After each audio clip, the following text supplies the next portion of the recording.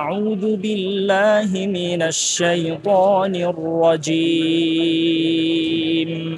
بسم الله الرحمن الرحيم যখন বাংলাদেশকে ওরা বলেছিল আল মারকাজুস সালেস বাংলাদেশ, তখন আলহামদুলিল্লাহ সমস্ত প্রশংসা মহান রবের কাছে চলে গেছে। এই যে দুইবার সে বিশ্ব জয় করলো, আপনি কি মনে করেন আমাদের সরকার, আমাদের গভর্নমেন্ট তারা কি হাফেজদেরকে সম্মাননা দিবে, সংবর্ধনা দিবে? যারা বিশ্ব চ্যাম্পিয়ন হয়েছে এই 5 আগস্টের পরে, বিশেষ করে মাদ্রাসা ছাত্রদের উপরে, মাদ্রাসা শিক্ষার্থীদের উপরে বৈষম্যটা বেশি হয়।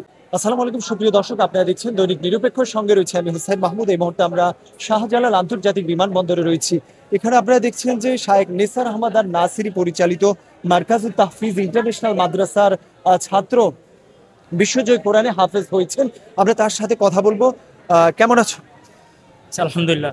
এই যে লিবিয়াতে 120টি রাষ্ট্রকে পিছনে ফেলে যে বিশ্ব দরবারে বাংলাদেশের মুকুট উজ্জ্বল করেছে, তোমার কাছে কেমন লাগছে? সেই মুহূর্তটা কেমন ছিল?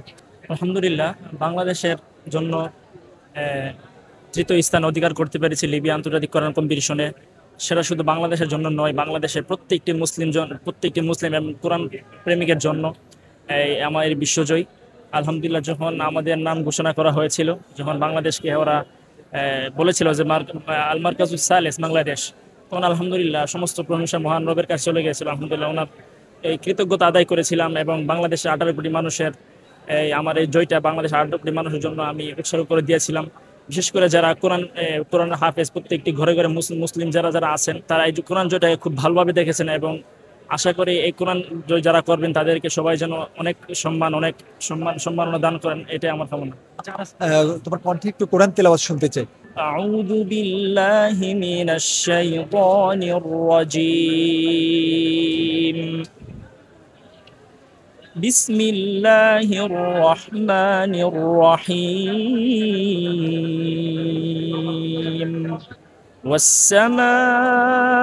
والسماء بنيناها بأيد وإنا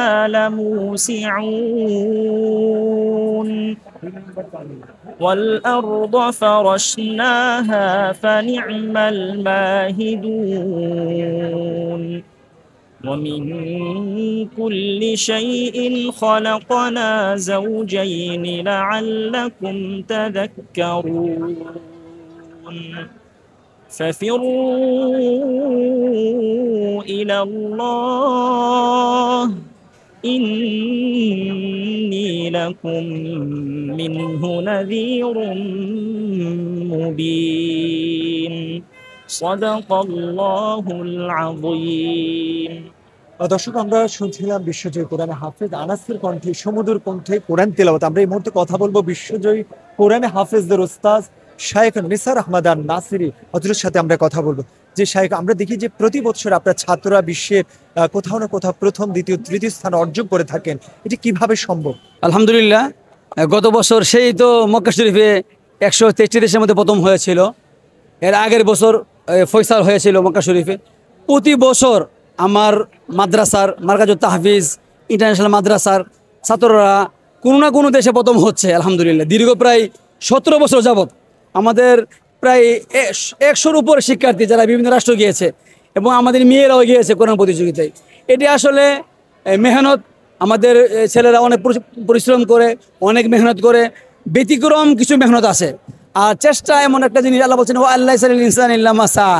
মানুষ যদি চেষ্টা করে, তো যেভাবে চেষ্টা করে, যেই জন্য চেষ্টা করে আল্লাহ পাক তাকে সেইভাবে তাকে ওইটাই দিয়ে থাকে।